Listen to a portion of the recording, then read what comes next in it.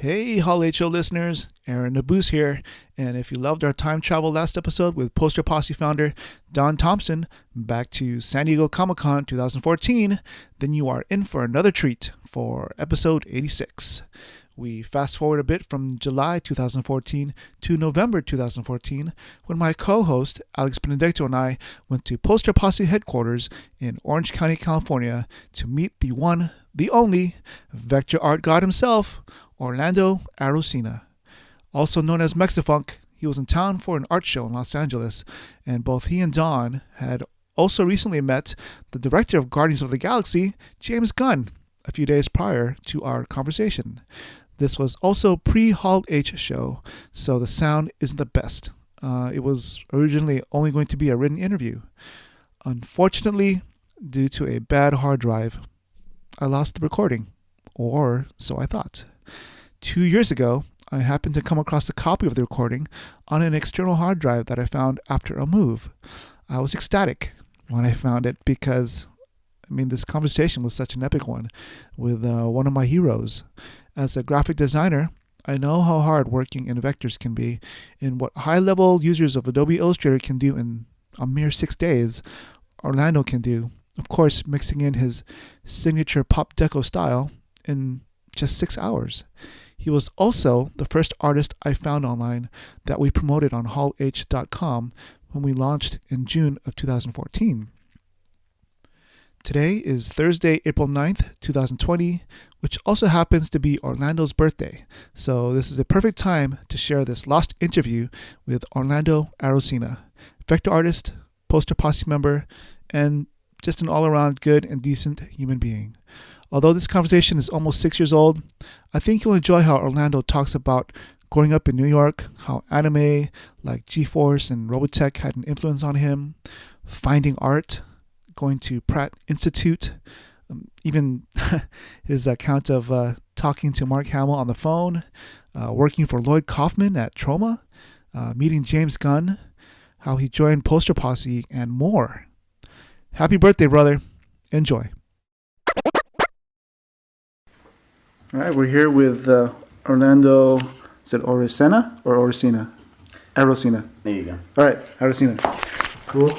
All right. I guess in your LinkedIn and Behance bios, it starts off as, "I'm a Mexican Cuban American who enjoys delivering creative solutions for some of the world's most renowned brands, while also pursuing my artistic endeavors." Can you elaborate on why being Mexican Cuban American is important to you? Yeah, it's very, very important as far as the way that I want to be perceived and continue to be perceived as far as my cultural heritage. I think it's very special, it's very close to me, and it's something that always fuels a lot of my artistry. I'm really big on culture, not only my own, but I grew up in a very, very diverse cultural section of the Bronx, where a lot of my friends were Asian, a lot of them were Latino, a lot of them were European. So I think that it's a very great opening business card, so to say, without having it be too business. Just a lot of pride, I guess. According to a Tuts Plus interview I saw online, I think from 2012, you said you were the first person in your family to graduate from college. You graduated from Pratt Institute with a bachelor's in communication design in 1994. First, why did you decide to go there? How did it make you feel being the first person to graduate from college in your family? And was your family supportive of your career choice? Yeah, no, they've always been supportive. Whether they fully understand what I do to this day, I think it's still a mystery. But it's a benefit. you know, because I am the third the third out of a very, very diverse group. I'm first generation Mexican Cuban, and my brother, who's 13 years older than me, is a retired police sergeant, New York City police officer. And my sister, who's only about 5 years older than me, works within the whole banking system. So I've been drawing since day one. I think I've been drawing before I started to talk. Wow. And they get a kick out of not only the humor, but kind of the ideas that I come up with. And when I had the opportunity to go to Pratt, I wasn't too sure about going to Pratt. I didn't know much about communication design or illustration. You know, it's just uncanny that my guidance counselor in high school took a look at my notebook because I was getting in trouble for sketching during classes. And, you know, people would be like, hey, man, Orlando, you know, I was a big fan of Derek Riggs, the illustrator who did all the album covers for Iron Maiden, you know, with Eddie, with the Trooper, and, you know, The Number of the Beast, and Power Slave, and Somewhere in Time. And that's what I would draw in pen. And I got frequently sent down to the principal's office that the guidance counselor was like, all right, why is this guy being sent down? And then he took a look at the book and he was like, dude, you know, you could be really, really happy doing what you're doing, but also making money. And I was like, no, I'm just going to follow my friends and go into the military and fly jets, you know? And he was like, no, give it a try. And I'm very happy that I did. Although the first time that I went to go show my portfolio at, you know, when you're applying for schools at that age, you're opened up to a slew of different colleges that are within your area. So I remember my brother and I driving 8 hours south to Baltimore School of Arts. And again, you know, I didn't have that much of a lengthy art curriculum or foundation. You know, I just drew a lot. And I remember walking out to this portfolio review with like a 9x12 portfolio of like just sketches on like typewriter paper and stuff like that. And I got really intimidated quickly because I saw a lot of kids that were applying as well with, you know, Liberty spikes, and they were really, really expressive, you know, wearing their expressivity right on their sleeves, so to say. And their parents were like carrying rolled up canvases that are like 7 feet wide behind them. And I was like, I looked at my brother and I was like, you know what? I need to show my portfolio. I was so intimidated that I was like, you know what? We're out of here. And on the drive up, you know, him being a police officer, not knowing anything about art, really, he was like, you know what? He mentioned to me, and I remember this. He was like, you know, if you're going to go into this field, you need to develop a backbone to be able to bear the slings of arrows of criticism and let it work for you. And when I applied to Pratt, they turned me down. They looked at my book and they're like, no, you ain't got it. And then a month later, they called me back up and they're like, you know what, we want to reconsider you.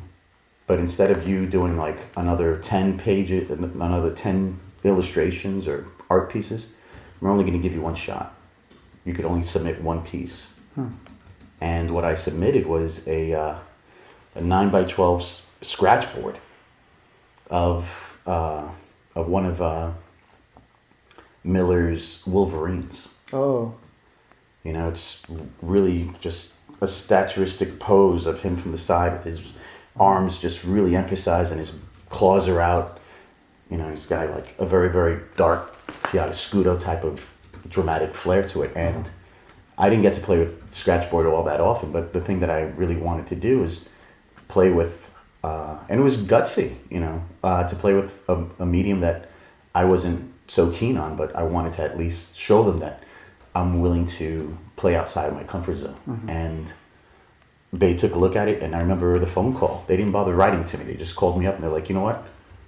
Welcome aboard. And I was so happy. You know, I was really, really content with it. I was just over the moon. What pieces were in your portfolio previously? Oh, man. A lot of Iron Maiden kind of tribute pieces. I tried doing your typical traditional, like, still life. You know, I really didn't, I didn't really know what to go after. You know, the only thing that, you know, kind of really, outside of like Derek Riggs and like heavy metal album covers and obviously a lot of comic books, the one thing that also played influence to me was my mom's Bible. Not to get religious, but she had this beautiful Bible that's wrapped in plastic. And I remember even during my earlier days going through, because there were so many beautiful paintings in there that I didn't realize that what I was looking at were like old school masters, you know, Rembrandt and Delacroix, and falling in love with like just the painterly drama that was depicted there, the storytelling within one shot. And I was like, oh my God. I remember getting in trouble because I took the Bible out to go show my friends out in the street, and she was just like, where's my Bible? What are you doing? I was like, no, man, this is better than any comic book that I have right now. Right. You know? So, it was a mishmash. I look at it now and I just laugh. I go, yeah, I could see how these guys are totally like, nah, no way. Could you tell us a little bit more about your background, where you grew up, what was it like, and how did that environment help to forge the person and artist that you are today? Yeah, I grew up in this part of the Bronx called Casa Hill. And back in the 80s, it wasn't full-blown Latino like it is now. Mm-hmm. Back then it was sections of Irish, Italian, Filipino, Korean, Japanese, and I found myself in a very, very, really cool, close knit of friends that were outside my own cultural. Mm-hmm. And I remember going over to their houses, like, you know, my Korean friends or my Asian friends in general, for dinner. And I would get lost in their house because I would always go into that one section of their house, which is a memorandum to their ancestry, whether it's, you know, a group of pictures of their ancestors with incense burning and, you know, heritage guardian statues off to the side. And I'd just be amazed by the artistry that's there and the reverence that they're paying to it. I remember going home to my mom and going, yeah, how come we don't have one of those, man? So, you know, from everything from like the cooking to kind of the mentality, I think really I found a lot to pay reverence there to fuel my inspiration from not only the artistry side, but also from the cultural side. I'm always wanting to learn more about culture, the myths, the legends, the music. I think it's a vast pool for an artist to be able to go in and benefit from. Mm-hmm. So after you got accepted to Pratt, you got exposed to more of a formal, I guess, environment. What were some of the other artistic influences that you encountered? Yeah, Pratt was wild because I went to the Brooklyn campus, and when I got there, I made a lot of friends very quickly. That kind of, I didn't realize it, but now that I look back at it, it was almost the same way that I was making friends in my old neighborhood growing up. Mm-hmm. When I got there, I got to basically hang out with a very tight, close knit of people that were studying to be architects, people that were studying to be sculptors, people that were studying to be art directors. And, you know, we didn't have any computers back then, you know. The internet didn't even exist. Oh. But I benefited greatly because we would share ideas and different viewpoints and different influences, to the point where I remember telling my mom, I was like, you know what, I can't be commuting because I'm losing the benefit of being there all the time. Mm-hmm. And she was like, well, I can't afford for you to dorm. That's like another $25,000 on top of whatever I'm paying. Mm-hmm. You know, and she was looking out for the fact that, you know, I took out college loans, and she was like, don't take out too many. But what I ended up doing was that I made a deal with my friends that were there dorming. Mm-hmm. And I was like, listen, I'll sleep on the floor if you give me the kitchen as a studio. And every weekend I'll go and bring home like 8 to 10 bags of groceries, so you guys don't have to spend any money on that shit. Mm-hmm. And it worked out. For the next 3 years, I basically got free dorm, but I was sleeping on the floor. I never got a bed while I was there. Oh wow! You know, but as far as all of the influences, yeah, I realized that I wanted to soak up and try to. I felt like I had somehow missed the boat, not growing up in a very, very art reverent type of family or background. Mm-hmm. And a lot of these kids, their families have collections, and they lived it. They indulged on it. Mm-hmm.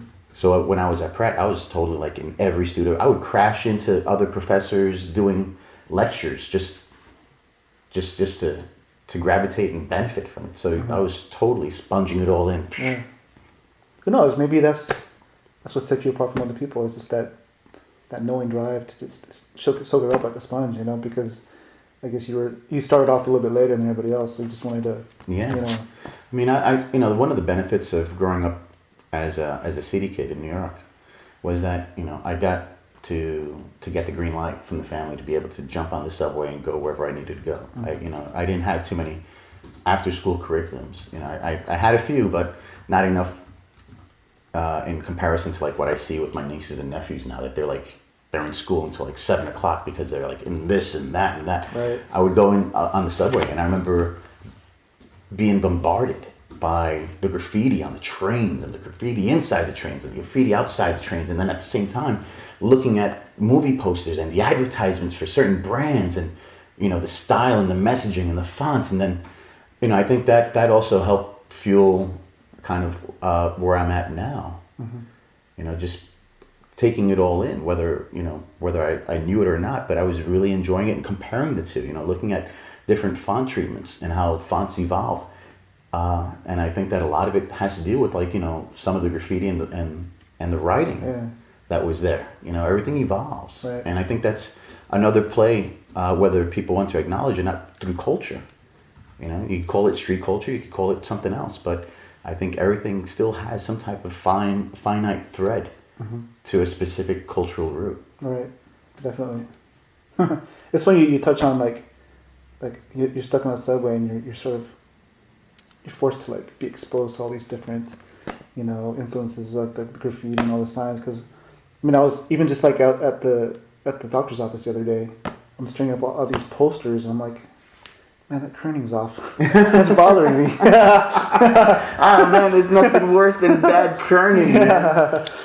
It's like, oh man, I could drive a big Chevy through that right now. Exactly. Man. So after you graduated, you described it seems like you had a want to be an artist, but obviously you graduated as a commercial artist. So yeah, it was a nightmare. Yeah. It was such a nightmare because I always had this notion that I needed to make sure that my family would be benefited, see the credit and get a little bit of financial reimbursement back for putting me through school. I remember my brother on my first day of school over at Pratt, he was waiting for me to come home, and I come home with my newsprint pad, and I just got out of doing a whole back-to-back studio set of nude figure drawing. My mom's there, and he's like, show mom what you did today. Come on, show mom what you did. And I was like, nah, I don't want to. And, I ended up having to show, and he was just laughing his ass off, going, "Ma, you see this? You're putting this kid through school to draw naked women." I can imagine that. But on the way out, when I graduated in '94, there were no computers, there was no internet while I was there at school. But it seemed that overnight, as soon as I graduated, all of the agencies and studios went computer savvy, and I was left out in the dark. There was no way that I was gonna be able to, ask my family to be like, "Hey man, I need a $8,000 computer now." So I tried everything. I tried work trying to just peddle my portfolio to different agencies, different reps, and they all said the same thing. They were like, "No, either you don't have the skills, or you don't have the experience, or you don't have the cred for us to be able to rep you." And what I ended up doing was that I just leaned on my fine art side of things, and I played this association game through what was familiar with me. So at first I got a job working retail at the Warner Brothers Studio Store, which was all retail, dude. That's where they're selling little souvenirs and hoodies and t-shirts. And I got there and I was folding t-shirts. And I realized that they had an animation gallery up on the 3rd floor. And I was like, you know what, I'm going to work there and I'm going to manage that. And next thing you know, I'm actually managing it, and they flew me out to Burbank to the studios to be better aware of their heritage, right. And how to persuade somebody who's a collector or potential collector into the benefits of what animation is, especially from their brand point. And it was great, but then, I was still just embarking upon trying to find and save money for my computer. So I couldn't let go. I have idle hands. I barely sleep, and I basically just keep on creating and creating. And at the time, I was still very much in love with just being an artist. Yeah. So everywhere I went, I would go to blues, watch jazz clubs play, blues clubs play in New York City. There's me with my sketchbook. And, I don't like to be too cognizant of laying down, this is how the night's going to go. Mm-hmm. I'm very much open for opportunities when they come knocking. Yeah. And thankfully, at the jazz clubs, I bumped into a trumpeter, who was really digging my work, and he was like, man, I got a CD coming out, I want you to design it. Oh. So that was like literally my first gig, but I had to do it all raw, old school, airbrush and this, that, the other thing. But remember the artist's name? Yeah, Eddie Allen. He goes by Eddie Allen. And the cover was R&B, and it was like. That was the name of the cover? Yeah, that was the name of the cover. I don't have it posted anywhere, but I could send you a that'd be JPEG of cool. it if you want. Yeah. But it was a very, very long road, and throughout the whole time I'm doing like gallery shows, and I'm trying to find out how to really break into the whole commercial aspect. And I landed over at the Metropolitan Museum of Art soon after, mm-hmm. Only because I wanted to really become one-on-one with what I had just learned so much through books at Pratt. Mm-hmm. And through there, it kind of, again, opportunities came my way where I benefited from doing back-to-back group shows at the Metropolitan Museum of Art, hanging up artwork there, right. Which was fantastic. But when that happens at such a young age, you're like, oh, damn, I'm blowing up. This is good. I'm in a museum. But that doesn't happen so quick, man. You still have a lengthy road ahead of you that you don't have a real map mm-hmm. to tell you exactly which way to go. Right. So it got to a point where I got into that kind of fork in the road. I put my book out. At this point, I had already saved up enough money for a computer, mm-hmm. and I was teaching myself everything. And I had applied to a job over at Trauma, guys that do Toxic Avenger. Okay. And I put an application in to go teach at Mexico, and they both came back at the same time. Oh. And I was like, oh man, do I go to Mexico to go teach? Uh-huh. Or I basically want to go learn more about kind of the whole commercial industry. What makes a brand a brand? Mm-hmm. What makes its audience so appreciative and in line with it that it almost becomes hereditary for their offspring to continue buying that brand. Mm. You know what's that personality about? How do they activate it? So it's funny because I had just finished reading The Art of War and the whole 38 Ronin series, and mm-hmm. I'm a big fan of Bruce Lee, and I've just read the Tao of Jeet Kune Do. Oh yeah, I heard that. And I culminated all of that philosophy. You should check out. You ever read the Book of Five Rings? No. Yeah, it's Miyamoto Musashi. Yeah. It's pretty good. It's really short and concise. Okay. But it's along those lines. Yeah, man. So I remember writing myself a letter mm-hmm. saying, you know what, you're gonna go, because as a fine artist back in those days,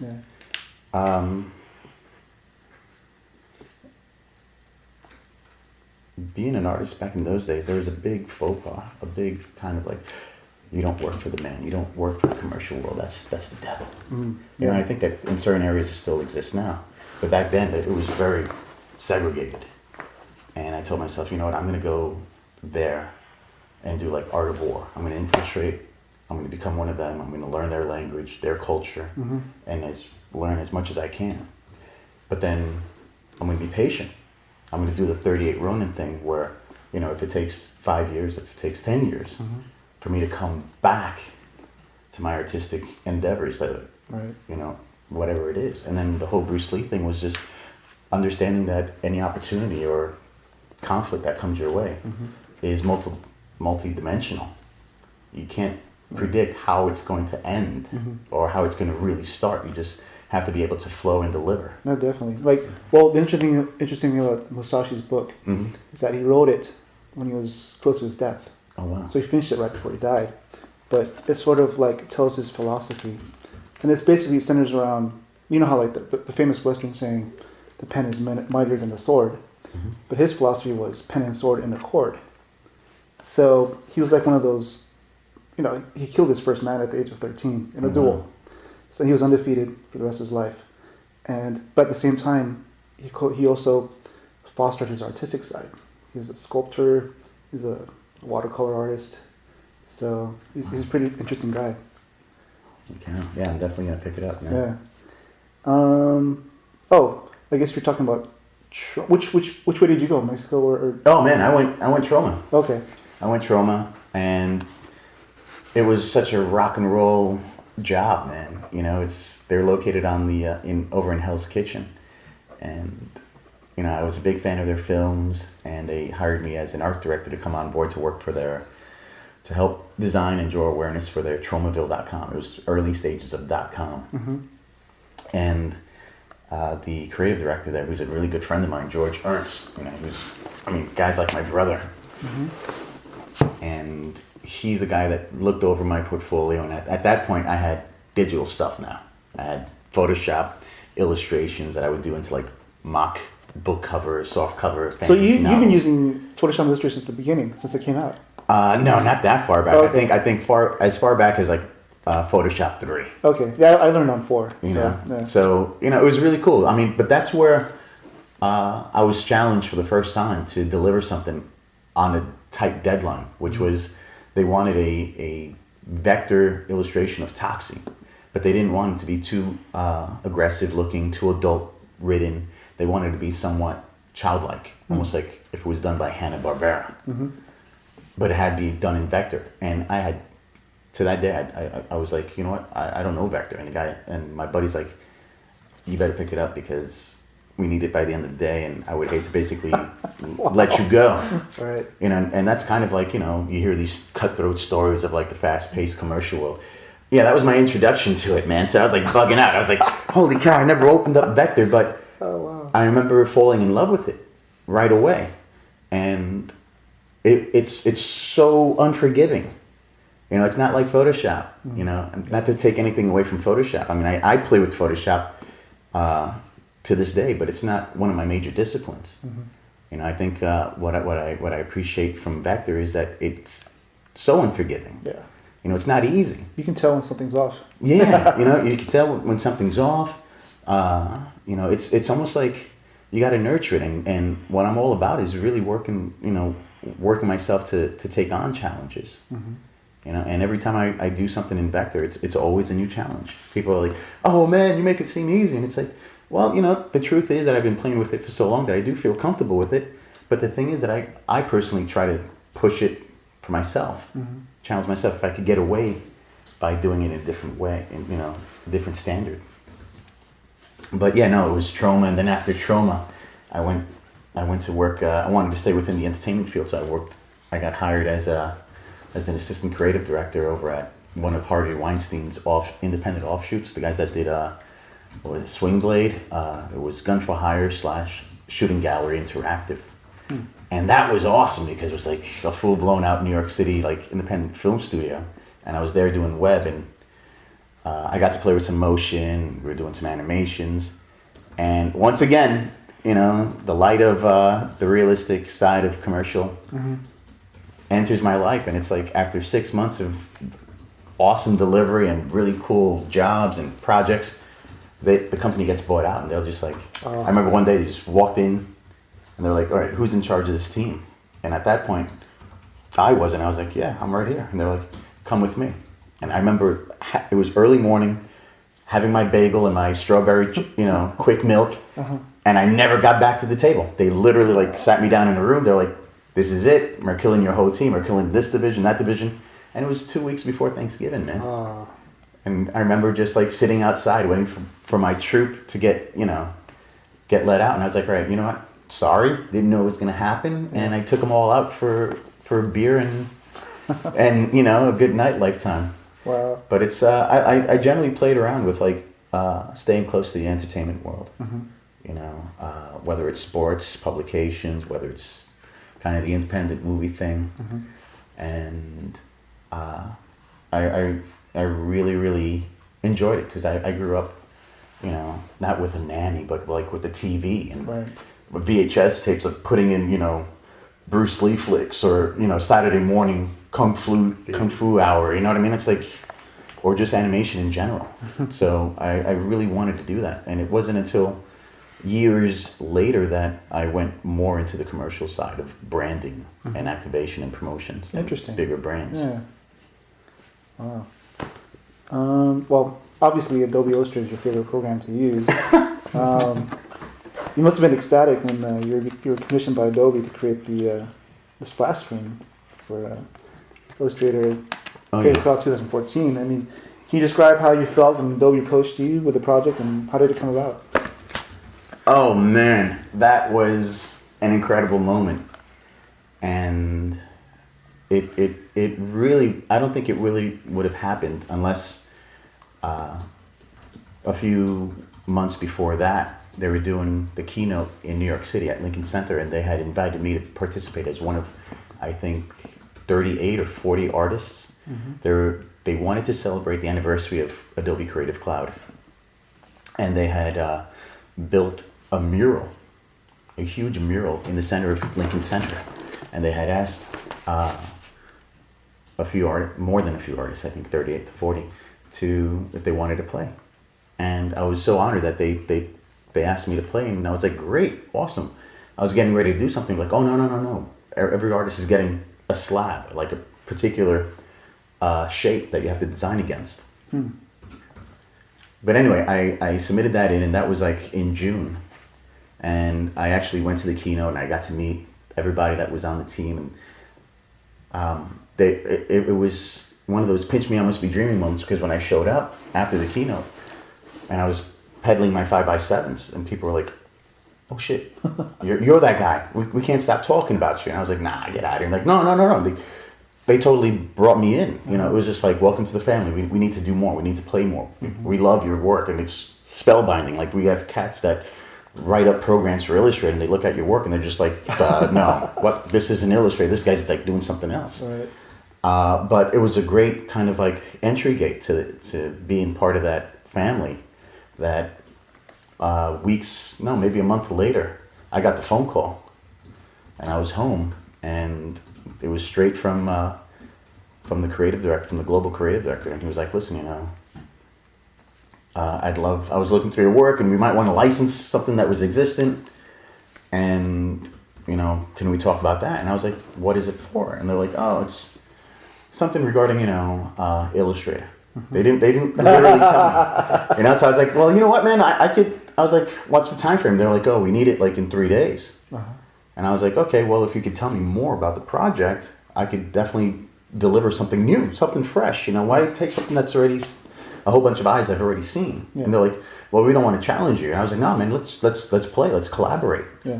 You know, and when they told me exactly what it was for, I literally fucking fainted, dude. Honestly, I was just like, holy shit, this is a great fucking moment. Yeah. And I was like, okay, great. You know what? I got 3 days to do this. I'll send you something like in 5 hours. And they're like, nah, don't go crazy. And I was like, no. So right away, I put on my kind of strategy hat, creative director side of things. And I went back and looked at their culture as far as Adobe Illustrator. And I looked at everything from their past existing splash screens throughout all the different versions. Right. You know, I looked at what they were leveraging as a color palette, what was the mood, what was the energy that they were shooting out. And I was like, okay, great. You know, I got to use the Birth of Venus. I got to use this yellow ochre. I got to use their new brown, orangey brown color. And what I did was create kind of a retrospective homage, not only to them, but also to, I wanted to make sure that it would resonate with their audience. You know, their audience is very creative, very expressionistic. And I wanted to make sure that it was going to be relevant to them as well without embarking or, you know, walking away from the brand personality. Right.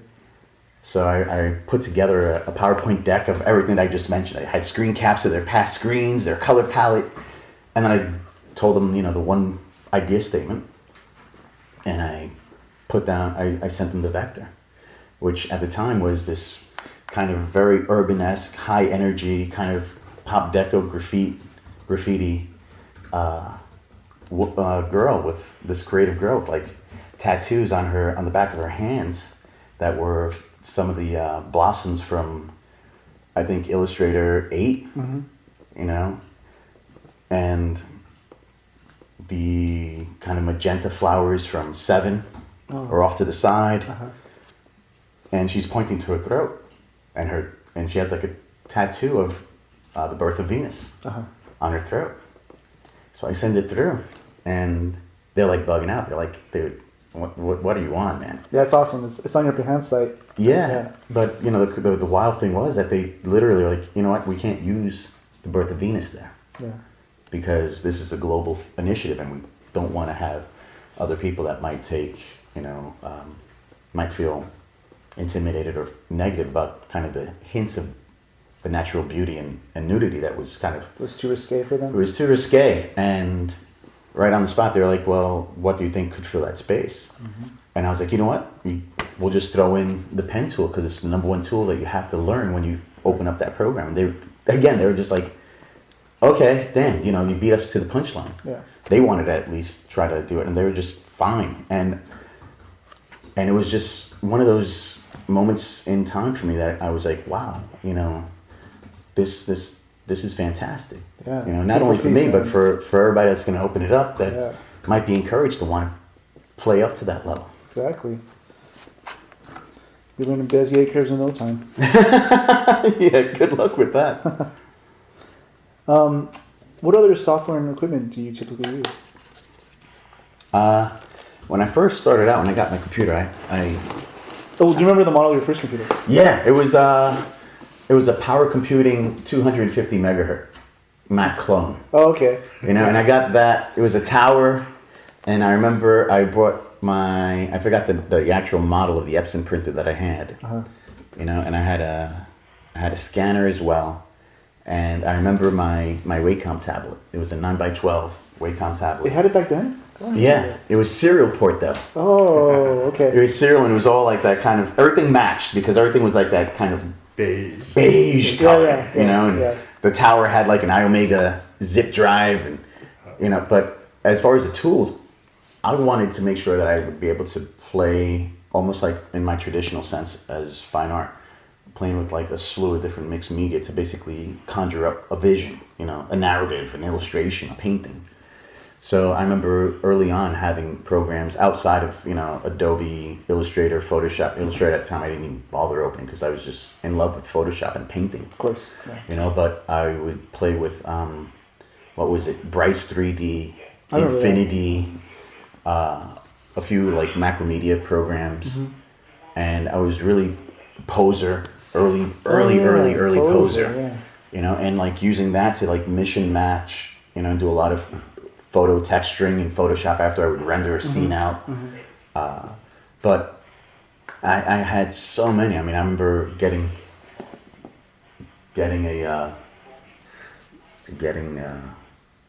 what was it? New Technologies when they came out with Lightwave, and trying to sink my teeth into that. Oh yeah. And that, I remember that. You know, the bone structuring just wrecked my brain. But what I do now is that I keep it very, very limited.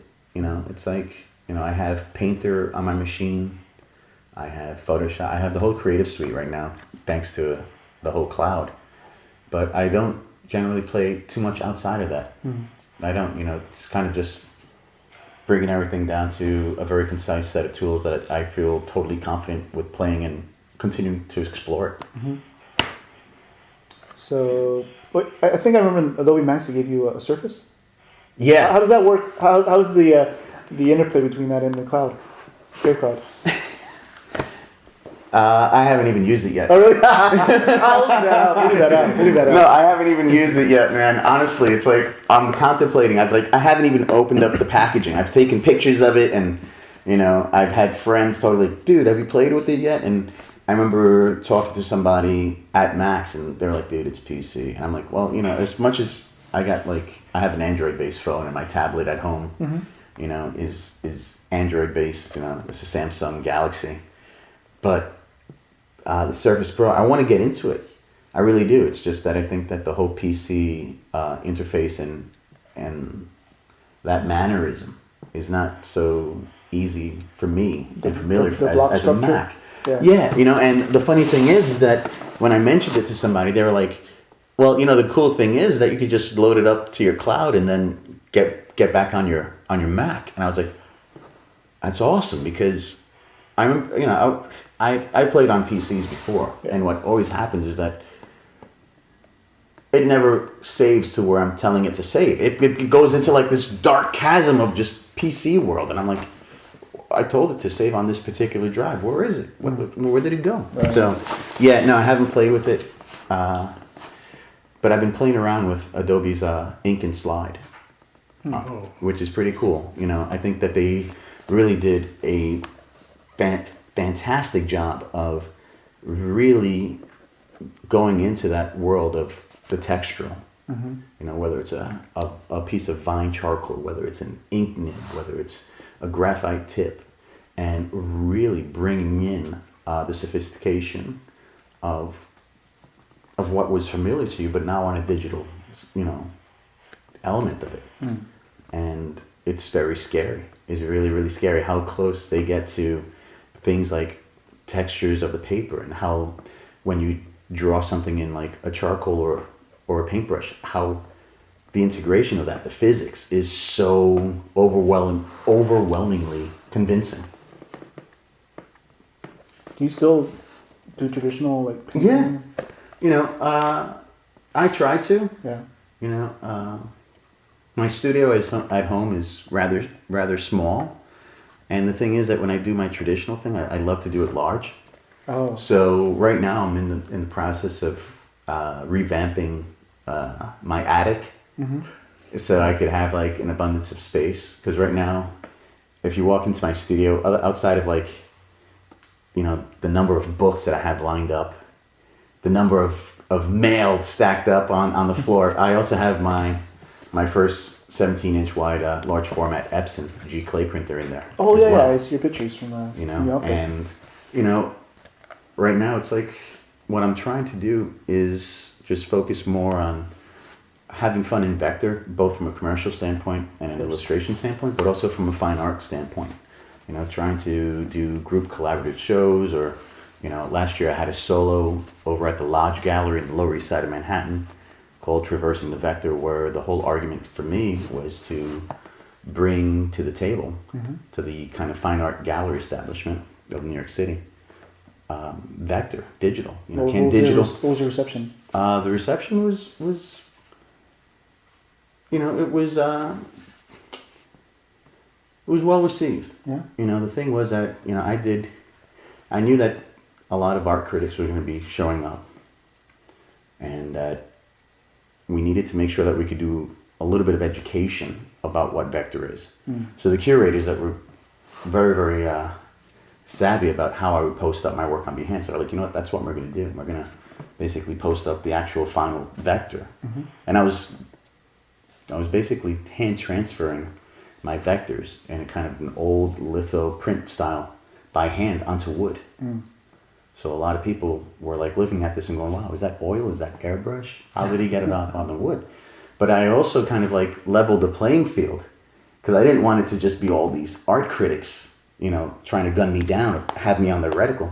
I also invited a shitload of my past creative directors that were from the industry, that know Illustrator, know vector. Right. So the funny thing that happened is that you had all these guys from the commercial world whispering and all in all, like, oh man, dude, can you imagine if that was a logo, and then having the art critics going, you actually know what this is. So at one point I had actually brought the devil, the perceived devil within the fine art world, right, in their base camp to benefit the overall. Right. And it's great, but that's kind of what I'm still embarking on, trying to help kind of the whole digital community in reference to leveraging it to like a fine art plateau. There's too much snootiness that it's like, oh no, digital can't be fine art because there's no tangible exclusivity of somebody bragging about having the one and only original in the world. And that's why I wanted to do it on wood, bringing it to that level where I'm like, yeah, you know what, I'm going to be selling prints, but I'm only going to do one hand transfer on wood. Right. That's it. That's my original. That gives you enough clout to either be very proudful, or from an investment standpoint going, oh yeah, I could, I got the only one. Right. It's funny you mentioned that, because I was listening to NPR this morning, and they had a story, I guess I think it was about the Met releasing all their artwork online to a gallery, and they were sort of juxtaposing it with, like, the eliteness of that world with, like, say, the street artists of today, and how a lot of street artists of today are getting clout because of Instagram, a lot of social media, getting a lot of exposure. Yeah. So they don't really have to go that route anymore to get their reputation established. So it's interesting that, Yeah, it's very interesting. I think that when it comes to the whole gallery scene, it's a fascinating, synergy that happens every so often, whether it's every Thursday or whatever. But it's a great way for not only the artists to network and gain appreciation from meeting their audience, but it's a great way for other people to come in and be inspired or to want to be challenged. And I'm glad that there's more and more galleries that are popping up that are diversifying themselves from not only the traditional side, but also entertaining and doing a digital show, whether that's all on screens or whether it's 3D resin casted or molded from printers. I think that there's going to be less of a gray area very, very soon, because it's just a sign of the times. Digital is just another tool for us. Exactly. So it's all about the expressivity and the individual kind of vision that is then shared with the masses. It's just another tool. Right. And that's how I feel about the context between the collection of G-clays. There's communities out there that totally don't want to collect G-clays because they feel that it's not worth collecting. And I beg to differ when as a digital artist, I'm printing it and it's actually touching my hands. I sign and quality control each and every one. Right. So sure, everybody wants screen prints, and screen prints are great. But when you're able to have the benefit of a piece that you're really, really in love with and you want to have it for your own collection, that's touched the artist's hands and they've actually numbered and signed it, it's what more can you ask for? Yeah, exactly. I think that's, we're all playing within the sign of the times, and every generation is looked upon by the tools that were allowed or present for them to deliver something. And hey, we just have some more savvier tools. They're probably going to get more wicked and crazier as we get older.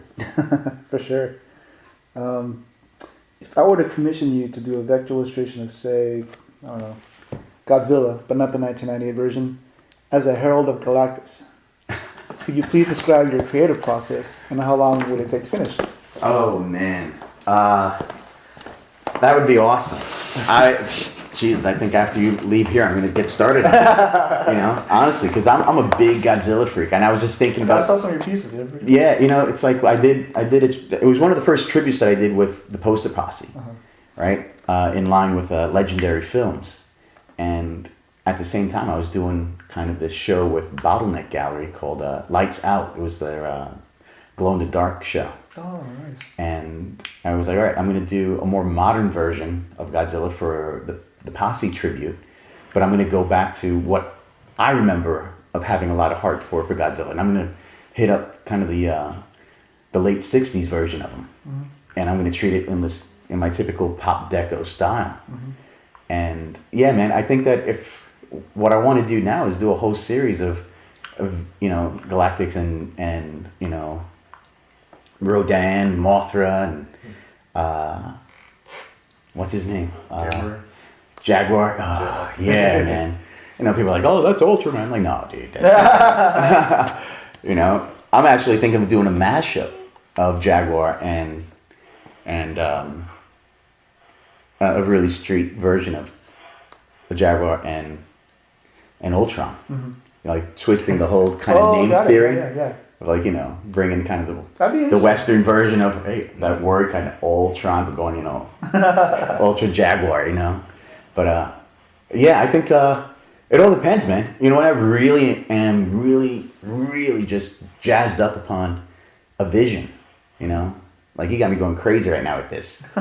I'll sit at my desk and I'll, you know, for certain things I don't have to really do a competitive landscape of looking at different work that's already been established. And for some things I don't need to pull that much visual reference. You know, when it comes to Godzilla, I just go crazy. And I think that a job like that could probably be, you know, anywhere between 3 to maybe 6 hours long and be happy with it.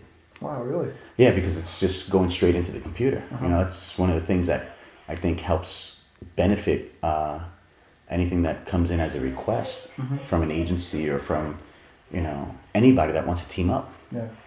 Where, you know, I understand how vital timelines are. And one of the reasons why I like to just jump on into the computer is because, you know, I remember the traditional process of scanning and, you know, sketching and then scanning and then going over it. You know, I think that, you know, that's fair when you have that kind of, you know, process that you really want to invest in. For me, I'd rather, you know, take all that energy and really just run with it at first, and then tell the requester, okay, here's a sketch. And sometimes they get really intimidated, which I really love, because they're just like, yeah, this is a final, we need a sketch. And I'm like, no, that's a sketch. You know, I'm just showing it to you in color, and it's already digital, so I just saved you 5 days on your timeline. Right. You know, we could now work off of this, and I don't mind having to delete or work on top of it. You know, that's kind of what intimidates them. That they're like, wow, you've already gone so deep into this. I'm like, no, that's just, you know, anywhere between a half hour to like an hour. Wow. Okay, so it's like we could have a really good solid foundation on a digital standpoint. But to go back to the original question, I think I might have to just work it up and send you a surprise, man. Seriously. Yeah, when you said 6 hours, I was expecting you to say maybe 6 days. Well, you know, I've been known to like take as much. It's touch and go. Sometimes I challenge myself to sit down and not get up until it's done. I mean, I'll get up for like, you know, to relax my eyes, or, you know, go walk the dogs. You know, my wife is totally awesome, where she'll knock on the door and be like, yo, take a break. Come on, let's go walk outside somewhere. And I'll be like, yeah, let's go. You know? And then there's other times that it's not being requested of me. And I just want it really, like, give it all that I got. But then each and every day I look at it, give it another session where I'm like, okay, you know what? Let's change this. Or, you know, one of the ways that I used to paint was to throw everything into it and then let it dry and then go back and look, and I'd paint something else on top of it, but keep certain areas alive. You know, and I barely delete anything when I'm working on my Illustrator file, because I'm either pushing it off to the side and going, if you're needed to be in the composition, I'll bring you back in. Right. But for right now, I'm drawing something else on top of that. You know, so yeah, you know, I like to move fast. Wow, that is fast. Speaking of Poster Posse, like how did you and Don like initially meet? Oh man, that was awesome. That was awesome. And again, you know, I'm always one to believe that things happen for a reason. Opportunities come your way. You don't have to force them so much. Right. And it was right after I had my solo show in New York City. And I remember talking to my friend who's the co-director there, Jason Patrick Vogel. And he's like, you know what, man? This whole fine art thing, it's a long road. And I'm like, yeah, I know it's a long road. And he was like, especially upon this whole digital aspect with vector. And it's gonna take a while for people to start gravitating. What he was basically saying was like, it's gonna take a long time for your audience to be created. And he knew that I was gaining some decent traction online. That he was like, you know, maybe you need to like reconsider your audience. Like, who really gravitates to your work? You know, where do they come from? Where do they live? What are they eating and drinking every day? You know, And I was like, oh man, those are the guys that are basically into comic books. They're into movies. They're into video games. You know, they're into like collecting eye candy for their walls. Mm-hmm. And at the time, I really didn't see that much of a walk away from it. You know, I thought it's still art. And then literally like 2 days later, um, 2 days later, 2 days later, I got reached out by Paul Ainsworth, Paid Design, from Toronto. He's part of the Poster Posse members, and he's the guy that designed the poster for the new Kevin Burke film 24 by 36. You know, he's the illustrator behind that, and he plays a lot in Vector. And he was following my work, and he was like, "Bro, got this group that like I'm talking to the guy who owns it, and we need to bring you on. Would you want to come on board? You know, we do a lot of these tributes for like all these movie properties." What year? When was this? Like, what year? This was literally tail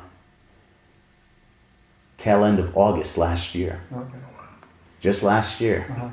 You know, and I was like, dude, that's exactly what I was talking to with this guy at this gallery, man. Mm-hmm. So I told him, I was like, hell yeah, who do I talk to? And next thing you know, as soon as I rattled off that email, Don calls me up and he's like, "Hey, Orlando, this is Don Thompson from Poster Posse. You know, would you be interested?" And I was like, "Don, man." I was like, "Dude, awesome. I definitely want to play.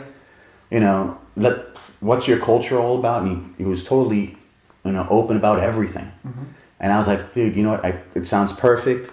You know, what I want to do is, if you don't mind, if I could come on as like a senior guy, I think I have a lot of professional insights that I could share with the group as far as like pricing and ethics. You know, I don't know if you guys are completely selling your work or the same." He was like, "Nah, dude, you know what? This is great. You know, we're a global posse. We have guys over in Japan, guys over in France, England, Mexico." And I was like, "Oh man, this is awesome." You know, culture. Yeah. You know, and I was just like, "Oh, dude." And he was like, "Dude, if you come on board, you could totally share and help answer a few questions. We have our own secret Facebook page." And when I signed on, I literally just embraced it, jumped in with both feet and started cracking jokes and started sharing things. And whenever there was a moment of hesitant from any of the Poster Posse brothers or sisters of like, "Hey man, I just got called up to do this gig, but I don't know how much I should offer. I don't know how to price my time invested in it." I was like right away, boom, boom, boom, boom, boom, you know, check this out, be careful for this, be careful for that, make sure if they're sending you an NDA or an agreement, keep an eye out for words for like work for hire and exclusivity. That means that basically what you're doing, they're going to own outright. Mm-hmm. So you need to watch your back and like decide upon how much you need to charge them for license and usage. There's things like exclusivity and there's things and limited time. You know, there's always a benefit for you and people, and you know, they appreciate it. Mm-hmm. But as time goes on, you know, I think I've developed myself to be kind of the grumpy older brother of the group because, you know, I love to support them. And that's the one thing about the group. The group is like so global that there are no egos, man. There's no egos. I mean, we've got some heavy hitters there. I mean, we got like, you know, Matt Ferguson. Yeah, we got Marco Meliev from Turkey, and who I was trying to get over here. He's actually in LA, and I was like, dude, I was like, show up. It'll be an awesome surprise for these guys, man. You know, I was trying my best, but he couldn't do it. Robert Bruno, Paul Ainsworth. I remember when I talked to Don at Comic-Con, I guess he was talking about artists who's having a show, I think in Russia or something like that. Yeah. So it's truly a global group. It totally is, and I think that's one of our strengths because we all view it from different angles. You know, as far as a movie property that comes on, and the benefit to that is very, very engaging when Akaza Mori over in Japan does, you know, a piece and decides to do the title treatment for the movie in Japanese. You know, it's like, oh, okay, now it's really, really authentic. Right. But when he called me up, I embraced it. And right now, I've gotten to a level where I think if you talk to anybody else as far as, hey, what's Orlando's involvement there? It's like, oh, it's a deadly one, but it's 100% support and backup. Like, I'm always looking for these guys and where they're posting and keeping an eye out to make sure that if they're being represented on a specific specific blog or Facebook page that they're getting credited. Mm-hmm. You know, I'm a really big hound dog for my brothers and sisters of the posse. Seriously. That's good. That's awesome. Recently, you produced 2 officially licensed Guardians of the Galaxy vector illustrations of Star-Lord and Gamora, but with a Dia de los Muertos twist. Yeah. And also you got to hang out with James Gunn the other day. Yeah, that was Director rad. of Guardians of the Galaxy. I mean, can you just briefly recap that whole experience? Yeah, it was wild. The whole Dia de los Muertos piece came a week before Halloween when I was last out here for the Adobe Max thing. Mm-hmm. And I was crashing out with Don Thompson for the Poster Posse. And he was like, yeah, just, you know, on the tail end after you're done with Adobe, come on down, crash out for a few days. I'll introduce you to my family. We'll chill out. Right. And I remember going, you know what? Halloween's around the corner. I want to do a piece. I want to do a piece with Guardians of the Galaxy because I think the personality that's there, their culture, is awesome. Uh-huh. It's awesome. You know, it's about community and how they look after each other. But individually, they're all they're strong. Right. You know, but they're not afraid of being themselves. Mm-hmm. You know, it's really, really founded in like a lot of pride for being who they are, Mm-hmm. individually and collectively. So I was like, you know what? I definitely need to play with this. It's a week before Halloween. Let me start cranking out. So he's got pictures. Like he snuck in one day when I was like sitting on the rug with his son Asher drawing on his sketchbook right next to me. And I have my laptop open. I got my Wacom Intuos off to the side. I'm starting up Star-Lord. You know, so I actually started that here, you know, on my last trip, and I finished it when I got home. I sent it to him, and I was like, hey, listen, you know what? Here you go. I don't want to post it up on my site yet. I don't want to basically endanger anything that we might have going on with Marvel, since we just did Guardians with them, Mm-hmm. which was very, very awesome for James Gunn to support the work. He's a big fan of just creativity alone, tweeting it everywhere, Facebooking. I mean, the guy is awesome. And I remember Don sending it through to the channels over at Marvel, and it was coming back with like really good praise. And then finally one day he called me up while I was driving with my wife to the grocery store, and he's like, dude, you can't be driving while I tell you this right now. And I was like, what? He's like, dude, you know, Kevin Feige is loving it, and they want to use it for the press release that's next week. This is like just happened really quick. That was Kevin who? Feige. Kevin Feige. Who's the... Like, you know how you spell his last name? Yeah, it's Fieke, I think, or GE. Okay. And he's the president of Marvel Entertainment. He's the guy who says yay or nay for a movie to be put into production. But they told Don, listen, we'd love these. We'd like to offer them as prints for the upcoming press release for Guardians. What do you think? Do you think Orlando would say yes? And I have so much trust in Don that I told him, listen, you know, you could vouch for me. You know, and he totally did. And he was like, okay, I got one big thing for you. They want to meet you. Can you fly out here? And I was going to fly out here anyway for the, you know, the recent I Am 8-Bit show on Thursday, but this was like ahead of that. And I was like, yeah, hell yeah. How am I going to turn that down, man? I was like, yeah. I looked at the wife and she was just like, gave me a wave like, okay, take care. And when I flew out here, it was just awesome. We showed up at the studio, and they did the whole kind of pre-screening, and James Gunn came out and kind of did a Q&A with the group, and I held off for like the last few seconds of the Q&A. I just raised my hand. I was like, hey, you know, James, great, congratulations. It's great. I love the personality and the culture that you threw into these characters. How was it directing our old boss, you know, Lloyd Kaufman from Trauma? And he was like, he looked at me and he was like, Orlando. He was like, oh man. He just like stopped and put his head in his hands. He's like, oh man. And I was like, listen, by the way, I have 3 original pieces outside for you to take home. And he was like, oh. And you know, he ended up answering the question. But after that, you know, the representatives of Marvel that were there, they're like, oh man, you know, we got a table set up outside. Do you mind signing some prints? And I was like, and I looked at Don. Don was like, go do what you got to do, man. That's awesome. So it was awesome because they had printed out a limited batch of the Star-Lord. Mm-hmm. And they were giving away that and also the official movie poster. Mm-hmm. And I sit down, and next thing you know, everybody comes out of the theater, and they're all lined up, and I'm like, and right away, I'm like, oh, here you go, here goes one. Here goes two. I was like a short order chef, man. You know, I was like, you know, ding, ding, ding, ding, ding. You start practicing your autograph. Oh, man. I remember my wife telling me, like, man, your signature's way too long, man. You got to, like, have, like, a crazy O or something that, you know, a happy face or a smile. And I was like, nah, I'm fine. You know, I could do it real quick. And I'm like, ah! To the point where I noticed that they only had Star-Lord. So I brought my 5x7 take ones, my postcards. And I had printed out the Gamora version. And the artist, the Marvel rep that was there, I was like, listen, do you mind if I put my own postcards out there? And she was like, oh, we didn't print the Gamora ones. Yeah, put them out there right now. Put them out there right now. So people were coming up and they're like, oh, can I get an autograph for that? I'm like, yeah, here's the poster. And, well, okay, here's the postcard too.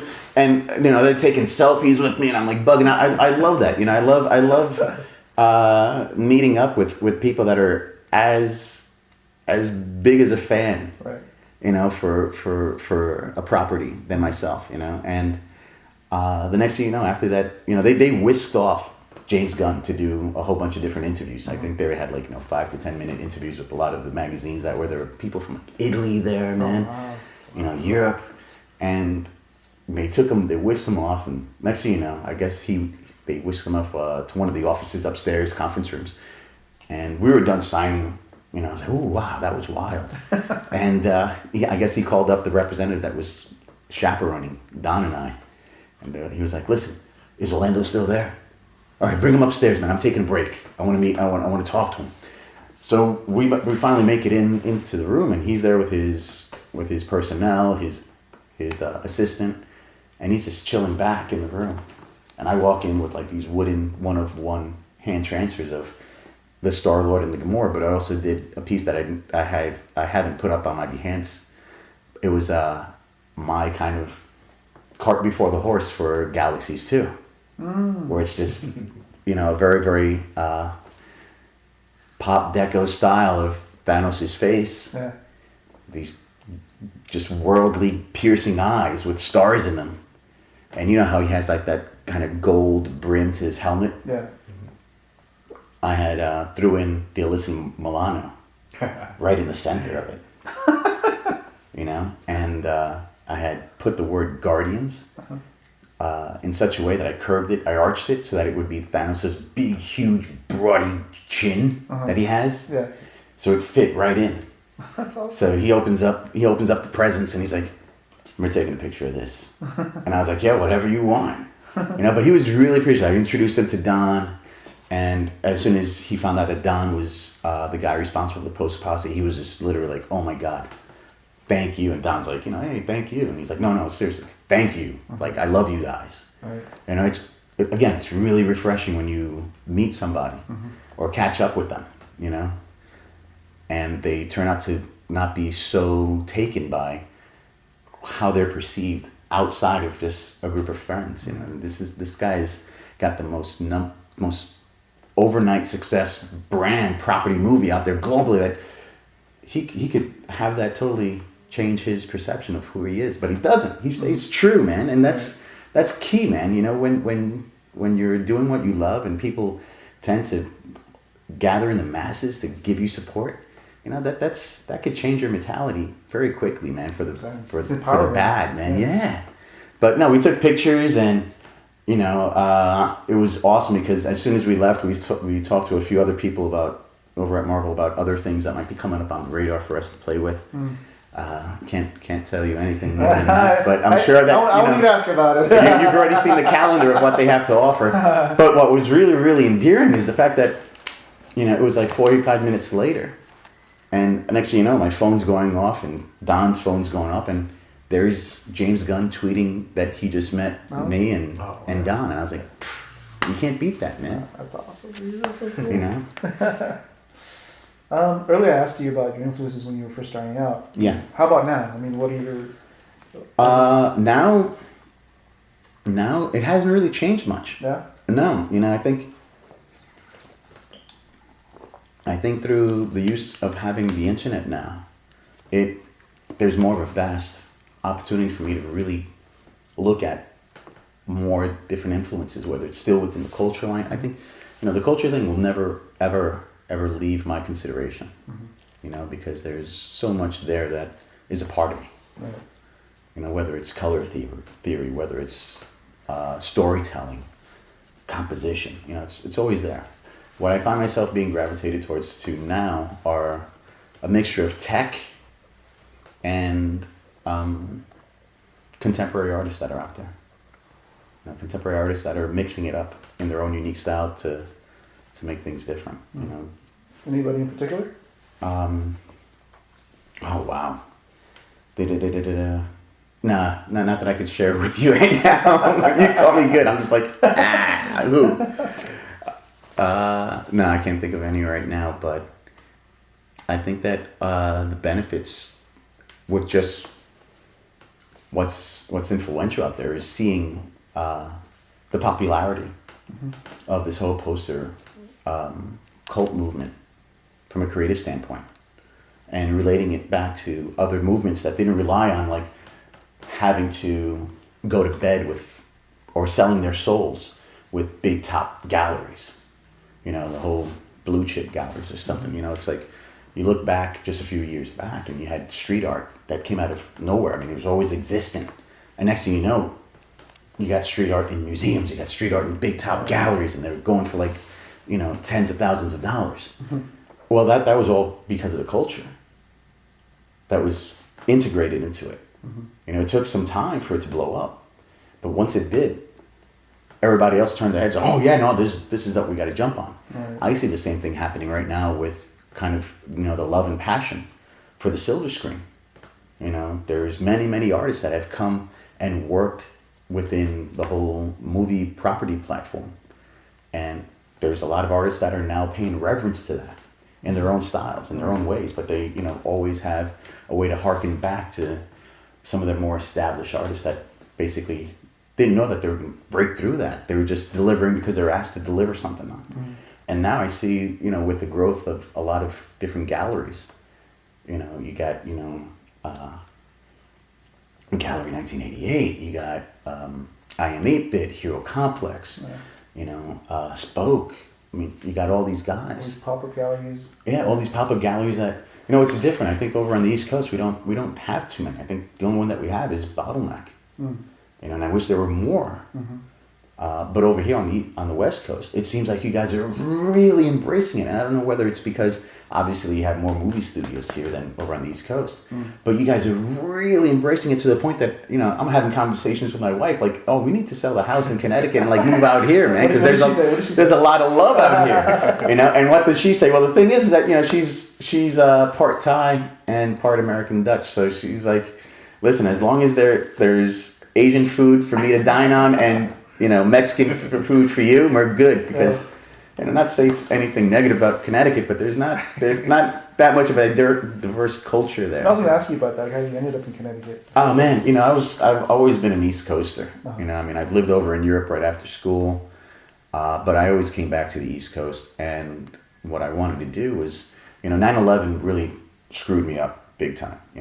Lost friends, I could have lost family. I had way too many people that were there, but from a city standpoint, that kind of affected me. And what was also affecting me was that I needed a fortress of solitude. Not to get too iconic with Superman or anything like that, but I just wanted to. There was way too much noise, from every aspect. Way too much to continually draw me away from wanting to just create. Too many attractions, too many things, having to go out every night to rub elbows or meet new people. That's time that was taken away from me creating something. So I didn't want to move too far away outside of the city. So I moved up to Connecticut, and at the same time I had beaten an agency to a piece of ad work for Mountain Dew. Oh, wow. I was creative director over at Professional Sports Publications, and I was working on this magazine called R-Zone for Toys R Us. It was a digital gaming lifestyle magazine that was offered up as free at every flagship store. And I was the creative director for that. I helped them build that account. And one day, in the 11th hour of going press, because it wasn't digital, it was an actual magazine. My ad buyer comes in, he's like, oh dude, we just got Mountain Dew, we got Pepsi. And I'm like, what are you talking about? The thing goes print like in 7 hours. And the guy's like, no, dude, you know, I sold in like this ad space. And I'm like, all right, where's the file? And the guy's like, they're letting their agency of record up in Connecticut. They're going to send it within the hour. And I was like, all right, well, you know, timelines, dude. Waited an hour, waited 2 hours. Didn't come through. So I said, you know what? Screw that. I'm going to basically do this, and we're going to have to charge him. So I did this piece where it's the Mountain Dew bottle and all these kind of iconic characters from different genres of video games. You know, you had the zombie up top. You had the mafioso guy looking at him with the shark skin pinstripe suit, putting on his gloves. You know, you had a trio representing sports. You had a hockey goalie. You had a pitcher on one side. You had kind of a linebacker. You had an android coming up over the top. So it was all within the reference and relationship of video game. Right. But I said, hey, before you go out and save humanity, do the do. So it took me 3 hours to do it. Wow. Okay. Sold it in. The client was like, yep, there you go. That's what we're doing. Made it to press. And then as soon as it got released, I guess the agency that was supposed to deliver it, who handles a majority of the Pepsi work, called me up and they're like, listen, man, you know, you beat us to the punchline. It's great. Would you be open to wanting to do lunch? And they're up in Connecticut. So I was like, yeah, you know, sure, whatever. And we sat down and we were talking. They're like, you know what, you got some street cred. You got some agency cred. Would you be, in the light of entertaining, opening up a in-house illustrated bullpen for our studio services? And I was bugging out. I was like, what? You want me to like help you devise, in addition to your studio services, another team, another branch of just illustrators? And they're like, yeah. So that was a really cool opportunity because I really got into pricing, you know, understanding what it takes to be a second or third estimate to make sure that work stays in-house and doesn't go out-house. You know, and I practically lived there, dude. Seriously, man, it was tough. I remember days where I would be sleeping under my computer. But no, it was really cool because at the same time, you know, I got an introduction firsthand to almost running my own ship. You know, I got a bunch of art buyers to basically help be the in-house representatives to help with the pricing and the project management. You know, and I would basically be open to collaboratives. I would talk with the creative directors and say, listen, what's your vision? Let's collaborate on this. You know, I just didn't want it to be kind of like a short order cook where it's like, hey, we need, you know, a short stack of pancakes, 3 sides of bacon and sunny side eggs. No, dude, no. This isn't Chinese menu over here, man. You know, it's like, let's collaborate to make, you know, the piece all that much more significant, but also make sure that the brand personality really resonates with what the objective is. Yeah, that's important. Yeah, for sure. Yeah, it definitely is, you know, so was this immediately after 9/11 or a few years after? Yeah, it was kind of immediately after 9/11. And, you know, where I'm living over in Connecticut is rather close to the train that takes me into the city. Oh, cool. You know, the commute isn't that bad, and it allows me to basically focus on my work, on my art. You know, so it's cool. So are you totally like on your own right now, or? Yeah, right now I've been on my own for the past 3 years, and what I've been doing is that I've been playing in both worlds. You know, doing kind of the whole commission illustration, and I'm also doing the whole kind of shopper marketing, brand strategist consulting. That's cool. You know, Yeah. so I can't get it out of my system, and I'm sure that maybe one day it might, but it would still always be one of my tools in my arsenal when I get a request in. Definitely. You know, I think that the fact that I spent so much time within that commercial world gives me a better focus and breadth to understand the hardships of what that requester is going through, whether they're an account person or a creative director. You know, not to overshadow them and be like, oh yeah, I've been through it all, Mr. Know-It-All, man, I know what you're doing. But yeah, I think it lends to your efficiency. Yeah, definitely. And not only efficiency, but I guess the efficiency of your end pieces, because every element has a purpose, probably. Yeah. I understand, you know, I understand what they're trying to get out of it, which is really, really important. And I think every time that you get a request or you want to collaborate with somebody, the number one thing is that you want to make sure that you're able to feel comfortable with them. And, you know, sometimes it's kind of tough hiring an illustrator or an artist because maybe they'd rather just work without any type of direction or brief.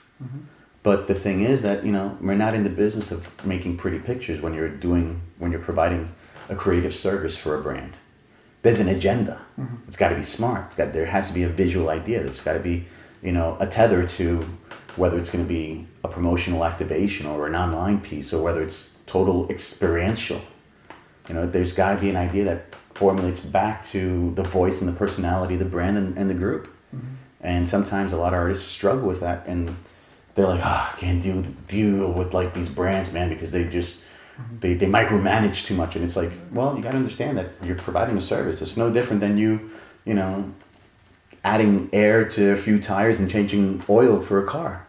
You know, there's an expected route, and there's, you know, when you're able to make a request feel comfortable, you know, that's when they feel like, oh yeah, no, carte blanche, man. Here's the brief. You totally get it. Here are the guardrails. Have at it. And that's a reward, but it doesn't happen overnight.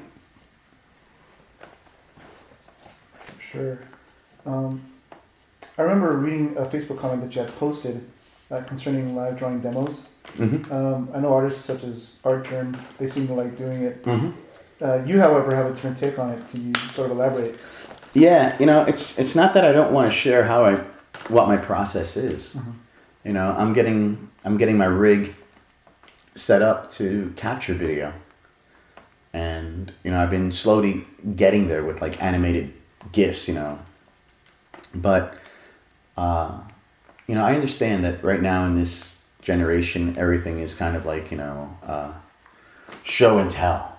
We want to know. Everything's so automated that I come from a different generation. I come from kind of, hey, you put in your time, you do your research, and you keep on evolving and evolving, you know. And I think that there's more to gain when you are inspired by an artist, but when you don't necessarily need them to take you by the hand to say, okay, this is what you do, step 1, step 2, step 3, step 4. I think there's more gain of insight to understand and follow your own path. You know, that kind of experimental, you know, essence of it is so benefiting for the individual and for whatever he or she might end up wanting to deliver and share later on. So it's not that I'm totally against, you know, doing kind of a video time lapse. I'm just more against having to tell somebody this is exactly how you do it. Right. I think as an artist, you develop your own voice, you know, and it's not easy. There's a lot of sacrifices and a lot of compromises that you have to work at to make it happen, you know. Nothing's delivered easy in this world. Yeah, can't be afraid of failure. Yeah, no, failure, you know, you got to learn to work with your mistakes. You got to be able to, you know, bear the slings and arrows of criticism. You know, I'm one that I don't like to pay attention to negative energy. It slows me down. You know, I'm also one that if you give too much energy to that negative energy, you're giving it way too much credit. But I'm totally one for, you know, criticism. Totally understand it. It's like, hey, you know what? That's cool. Voice it. That's great. You know, that's one out of a few people. Or, you know, hey, you know, we all have our own voice. It's great to share, but you also have to be respectful.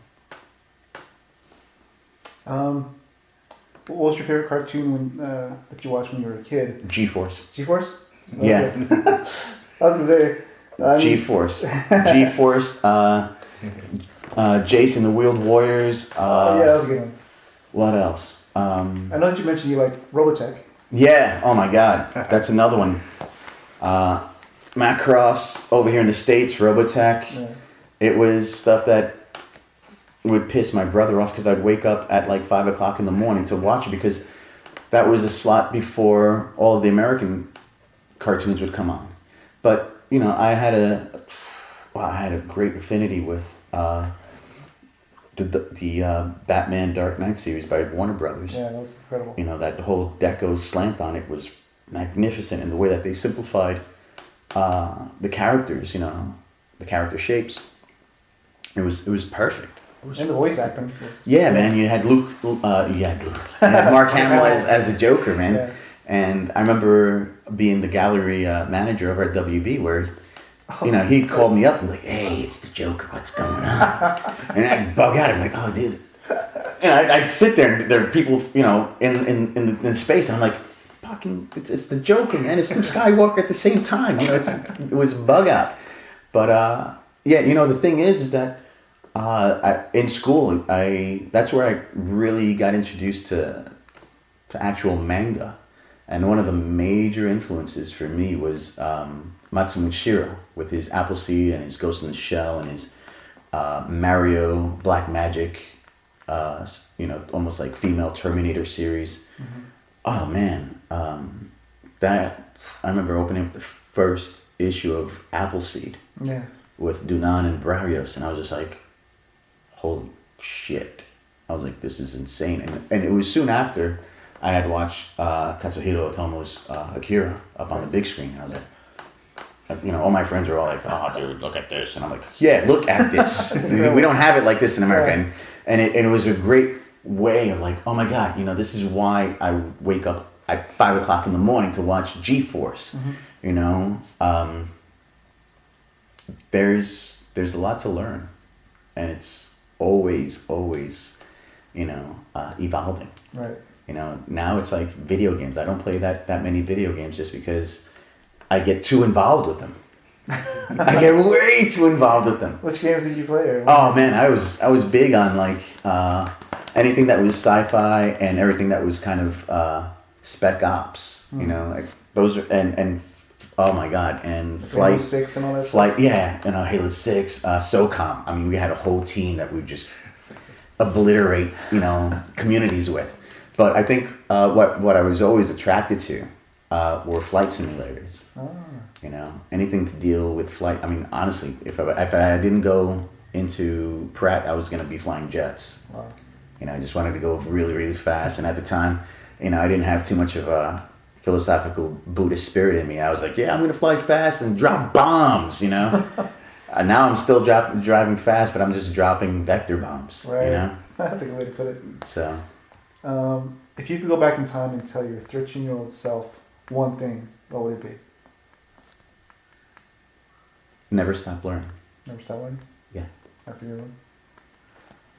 If you could have dinner with one real person, dead or alive, or one fictional person, who would they be, and where would you have lunch or dinner at? Man, that's really tough, man, because I think what I would love to have dinner or sit down conversation with the artist N.C. Wyeth. N.C. Wyeth? Yeah.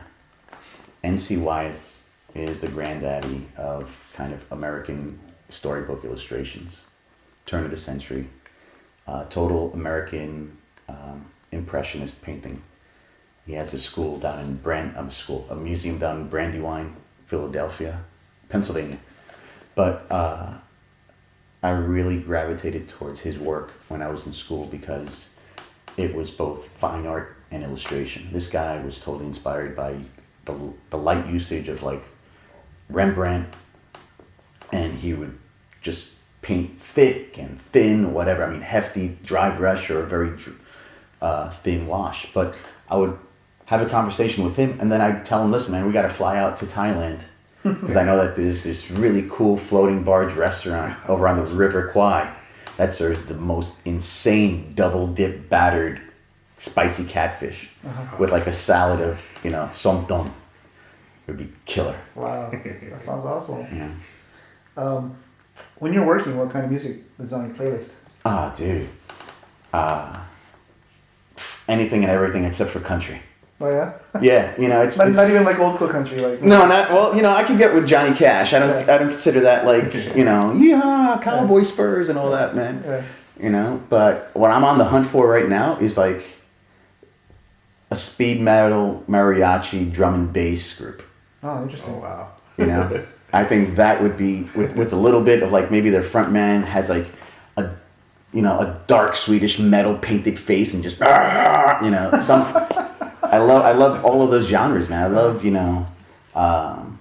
electronica, and I love metal, and then I love jazz, and I love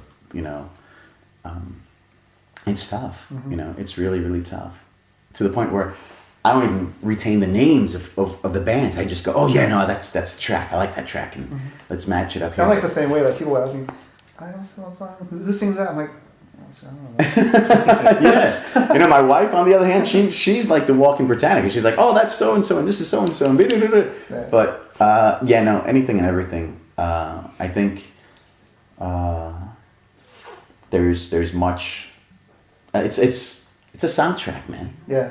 I just recently did a blog entry for where I work, and I had like compared. It was about the meaning of color. Okay. And I equated it to like music.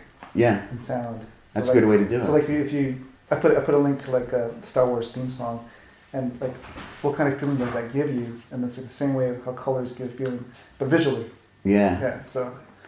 That's what dude, that's awesome, man. I would love to put like a video of Jackson Pollock painting to like the Imperial March. That'd be awesome. If I gave you $1 million, what would you do with it? What would I do with it? I would open up a reserve for neglected dogs and pets, exotic pets. That's cool. Where do you see yourself in 5 years? Hopefully still breathing and walking the earth in 5 years. Continuing to be happy and challenging myself. Out of your extensive portfolio, what pieces stand out to you the most and why? Oh man, at this point right now, it's totally the splash page commission for Adobe Illustrator. Oh, definitely. Yeah, honestly, I mean, achievement. yeah, and I think that really, for myself personally, is kind of a culmination of everything that I've gone through the professional side of, directing for advertising, to my fine art, to just my illustration. Mm-hmm. I think just the way that came about, and on top of that, it's the way that I kind of pay reverence to my wife as well. Mm-hmm. We don't have kids, but all our friends are having kids. Right. And I told her, hey, every chance that I get on a major brand, I'm going to try to immortalize you. And she's like, don't do that. And when last year when I had a piece called Artistic Freedom, it's very deco, but it's this beautiful female figure with like tattooed food dogs on either side of her arms, and one says freedom and the other artistic, and the other one says freedom. And they're putting like paint on it, like almost like war paint, and it's her. Wow. But Wacom picked it up for their online advertising of the Intuos tablet. Wow. And then when recently with Adobe, I whispered it in her ear. I was like, all of our friends might have, a way for them to continue their bloodline or their way of longevity. I was like, nah. I was like, your beauty's immortal. Oh, Immortalized. That's cool. So it's cool. Yeah, I'm corny like that. That's all good. Any upcoming projects that you are going to be part of that you can tell us about? Upcoming projects. Recently it's been really, really cool. This week has been very, very interesting. I'm going to be having an opportunity to venture into playing with a few video game publishers. I can't tell you the titles, but that's definitely on the horizon, which I'm really, really excited about. That's cool. Hopefully, the relationship that we're building with Marvel continues to be a reciprocal benefit for both of us. From the art standpoint, I'm going to be showcasing more work with Galaxy Gallery 1988. They totally have me on their 2015 roster, which means I'll be flying out more often over here to be part of their premieres. Are they in LA? Yeah. They're in LA. They're on Melrose. Yeah, that's Gallery East, and then if you continue going down Melrose, another 3 blocks, then you get into Gallery West.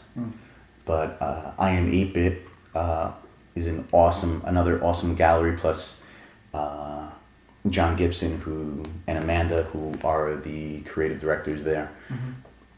They also see opportunity for other things. From a personal standpoint, I'm hoping to, now that I've really invested a whole year into the whole pop culture poster world, I'm not leaving it, but what I'm wanting to do is now pick up where I left off with the fine art and really, really take a good stand of integrating all of it together. And sharing it with as many people as I can. I'm one that if there's opportunities that come my way, I'm looking at friends and I'm looking at the group and I'm like, okay, who wants to play? Like very rarely do I try to keep anything for myself.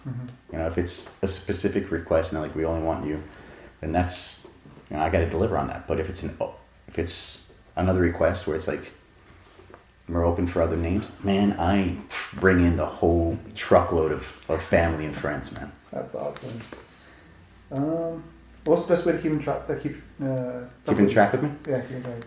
I would have to say, like, I just started tweeting back in July. Very recent, man. Yeah. And Instagram, if it wasn't for Hydro74 recently, he's like, oh man, you only got like X amount of followers, man. What's wrong? And I was like, well, the thing is that I'm all over Facebook. I think, Facebook is a way where I'm able to really entertain and show people works in progresses. I did a vector illustration for the Adobe Max Kings of Leon thing. That when I started it off, everybody was like, the energy was really, really well received. And they're like, oh man, you're doing a Wizard of Oz vector treatment, man. You're doing a whole series. And I was like, no, I'm just basically, that's where I'm starting off, and I had to cut it off at a certain point because I just didn't want to reveal too much. I wanted to keep it as a secret. But yeah, Facebook is a very easy way for me because it's also a very direct line to get in contact with me. I think that some of the other messaging points fall to the wayside. Yeah. But I'm open to all of them, whether it's Twitter, Instagram. But yeah, Facebook's kind of the one that I basically wake up every morning and I go, okay, what's going on? And I just like kind of the open format of it. I think that it has a very approachable way for the artist to be able to answer any type of replies. Like I'm always doing my best to reply back. If this existed while NC Wagner was alive, I'd be a pest, man. Seriously, I would be a pest. Right. But I also keep things, keep my private life. There's a separation between church and state that I really, really live by. Nobody wants to see my personal life of me chilling out with my dogs and, going on vacation, if I ever did, with my wife, But with my, Orlando Arocena Illustrator Facebook page, I keep the message board open. And people are like, hey man, really, really love your work. If you're able to visit my site or visit my Behance page, or here's a piece of work, can you send some feedback? And I'm like, yeah, just understand it might take a while for me to get there, but I'll definitely take a look at it. I'll give you a thumbs up. I'll give you a little review, and I think that's I like to be within reach. Why be so high on the mountain, man? No, man. I'd rather be like one in the crowd dancing and totally, having fun. Right. Yeah. How do you spell NC Wyeth's last name? It's N.C. Y. WYETH. Okay, cool. Do you have any questions, Alex? Is there any artists that you kind of ran into online or at a gallery that you go, wow, this guy's going somewhere? Oh yeah. Oh man, it happens quite often. Uh-huh. You know, whether it's like Robert Bruno. You know, Robert Bruno is what I would like to call kind of going to be the virtuoso of the digital brush, and he's also from Pratt, but he just left Pratt not too long ago, and that's kind of a bond that we have. But there's other artists, like when I was out here for Max and I got to meet Signal Noise, Zombie Yeti, and Hydro 74. I've been a big fan of Hydro. I remember being in the agency world and showing my art directors, okay, check this out. Take a look at his work. And when I got to meet him, the guy was so cool, man. I mean, seriously, we totally connected. And, you know, it had nothing to do about like, oh, who's a better vector artist? Or, you know, there was no egos involved. You know, we were just talking about tattoos and talking about movies and, you know, talking about video games and just life in general. You know, surprised that we're able to wake up and do what we want to do and have fun and be like, okay, yeah, you know, not do what we want to do, you know, but actually, who would have thought that, you know, I would be living a life that I could wake up and actually create and be happy with it. Right. You know? That's so cool. Yeah. Well, we're glad that you're able to do that, man, because you produce some awesome stuff, man.